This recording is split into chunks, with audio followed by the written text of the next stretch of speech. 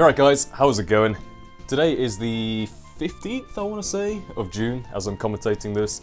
And you're probably seeing this in like, I don't know, the 30th of June or something ridiculous in the future. Just because I'm kind of trying to record a load of stuff today and kind of back it up and upload as I go along. Today's going to be one of those days where I just say, you know what? Screw social life, screw gym, we're just going to do YouTube stuff. Because that will be a good day. Loads of gaming, loads of commentating, and hopefully loads of good times. So, I'm going to go ahead and lead with my Bayonet here just because I figured it was probably the safe lead in most cases. And he's got a Floatzel here. Now I am Choice Scarf, which is the only reason a Bayonet would ever outspeed a Floatzel in any case, but he's going to go for a Crunch here. Now that does do a lot, but it doesn't kill me. Now bear that in mind for later on, because that does come into play a little bit, but now he's going to make a bit of a weird play and go to Ember. I'm not exactly sure why I did this, because he probably knows I'm Choice Scarf, because otherwise I wouldn't have outsped. So I guess I'm not going to go for like Sucker Punch or whatever, so now he's going to go to Arbok, which I thought he probably should have done to start with, because he has the Intimidate, and Arbok's reasonably bulky, so it can take it pretty well. And that does, what, 20-25%, so yeah, now I'm going to go ahead and switch out, because I don't want him setting up coils on me all day. Gonna go ahead and switch to Lopunny here, just to either Encore him into the coil or trick him the, well, switcheroo, sorry, him the Flame Orb. And you know, I kind of made a bit of a dodgy play here because I go for switcheroo to start with when I could have gone for Encore. You know, I half expected him to switch out, so I guess that's why I went for switcheroo first, but he's going to actually surprise me here with the Glare. Now, I know that Arbok does get Glare, and I've seen it on a few defensive sets, but I thought if you're going to have coil, I'd probably go for like, you know, Gunk Shot for stab, Sucker Punch for speed, and I don't know, Earthquake or Aqua Tail for coverage. Glare kind of caught me off guard here. Now what also caught me off guard is he makes a really good play here and goes for the Glare again, predicting my switch. That is unfortunate because, you know, even though Sudowoodo is pretty slow anyway, it's not going to help me, especially with, you know, the chance of Stone Edge missing, but yeah, in any case, he's going to get up another coil here, and I missed the Stone Edge, which is unfortunate. Now he goes for a Gunk Shot. Now luckily I did get the burn on him there, so that Gunk Shot does pretty insignificant damage to Sudowoodo here, who has pretty good natural bulk anyway, so, you know, no surprise that he takes it quite well. Now he's down to a pretty low range here, but I'm just going to go ahead and I do predict the switch here to Haunter, because he does have the Levitate ability. Unfortunately, I do get paralyzed there, so, you know, a Stone Edge probably would have taken him out, but we may never know. Now I'm going to go for a Stone Edge here on the sub, because I figure he's probably going to want to try and sub down, just because that's what most Haunters tend to carry. Now, I'm kind of banking on the fact that I wouldn't get paralyzed or miss a Stone Edge, but now I think, okay, that's a little bit risky.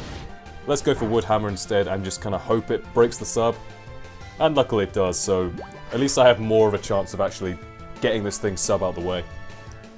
So he's going to keep subbing down, just hoping I will eventually get paralyzed, which is a pretty good play to be fair. Just going to keep breaking his sub, and luckily I don't think I actually get paralyzed or miss anymore.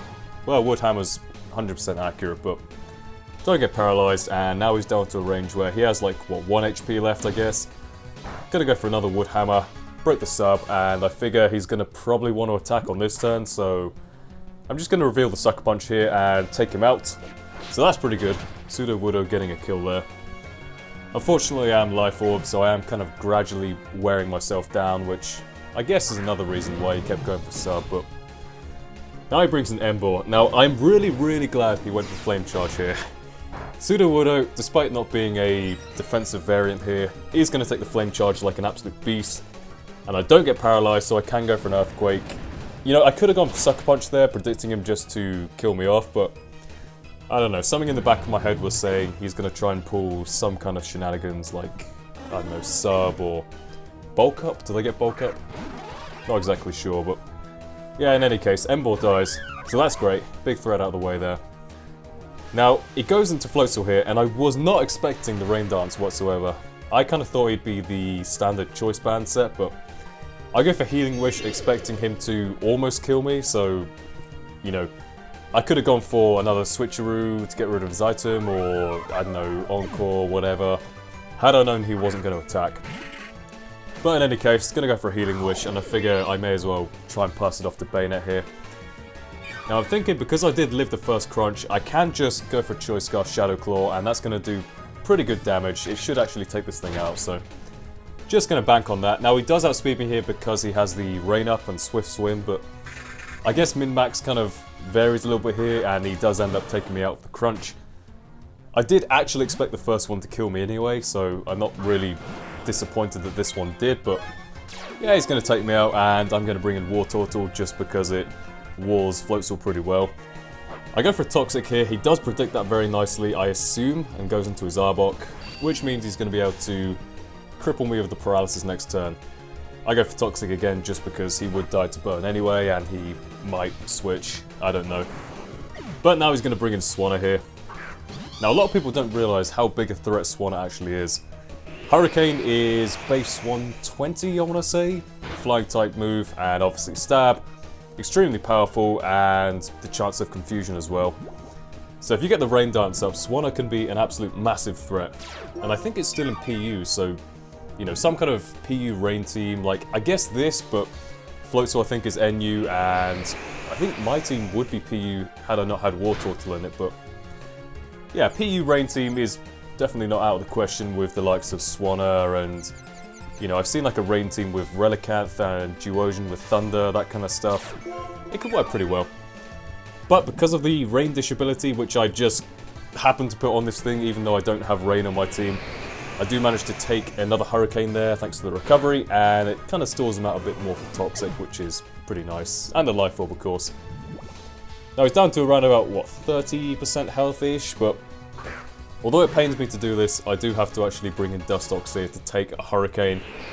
Now that seems like a really stupid play, but I really wanted to preserve my Giraffari's health just because I knew he had the Behemoth, which this thing would be able to do nothing against.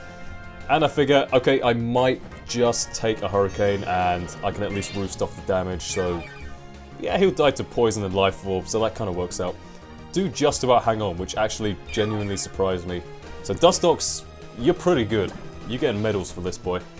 Or girl, as it would seem in this case. Now he's going to bring out Behemoth, and I can't really do much to Behemoth. This is actually the first battle I've ever come across one of these things. But I have seen a few of these in videos and stuff, so I know roughly what they do. This one's kind of a calm minding set with, I assume, like Psychic Recover and some other coverage kind of move, like Thunderbolt or something. So he's going to start setting up Calm Minds. I say, nope, nope, nope, nope, having none of this. He goes for another Calm Mind here. He probably could have destroyed my entire team there just by going for a Psychic and just, you know, killing my next one as well. But I go for a Whirlwind, that gets rid of him, which is great, so I get a bit of Black Sludge Recovery in the meantime. Now Floatzel comes in, and because of that little bit of Black Sludge Recovery I did get, I am actually able to take a Waterfall, which is not boosted by the rain at the moment, I believe. Actually, I guess his Behemoth might have Thunder because it does kind of work in a rain team. Although, does Behemoth get Thunder? Not exactly sure, but it would kind of make sense if it did. In any case, I'm rambling a bit. Do manage to get him down to pretty low health with a Bug Buzz. Now, it all comes down to Giraffaric. I say, Giraffaric, you got this. You can take a Crunch, I know you can. Go for Charge Beam, and that is going to easily finish the Floatzel from that kind of range. Do get the special attack raise, which is great. Now it all comes down to whether or not a Hidden Power Bug, yes, Hidden Power Bug, that famous move, yeah, it's pretty good because it covers, you know, Dark types and other Psychic types and Grass types as a bonus, and a lot of people don't expect it. Go for it on the Behemoth here, it's a +1 Hidden Power Bug, and unfortunately, that is not going to take him out. So he's going to take me out next turn with a Psychic, and that is going to be a good game. So, really great game indeed. Very enjoyable, and definitely going to show a lot more respect to Behemoth in the future, because that thing can do a lot of damage, and that is seriously bulky to take a +1 Hidden Power Bug. I mean, I guess it is Giraffaric and it's not Stab and whatever, but yeah, I still took it pretty well. But hope you guys enjoyed, and if you did, don't forget to leave a like rating and a comment and all that good stuff. And with that being said, I'll see you guys next time. Goodbye.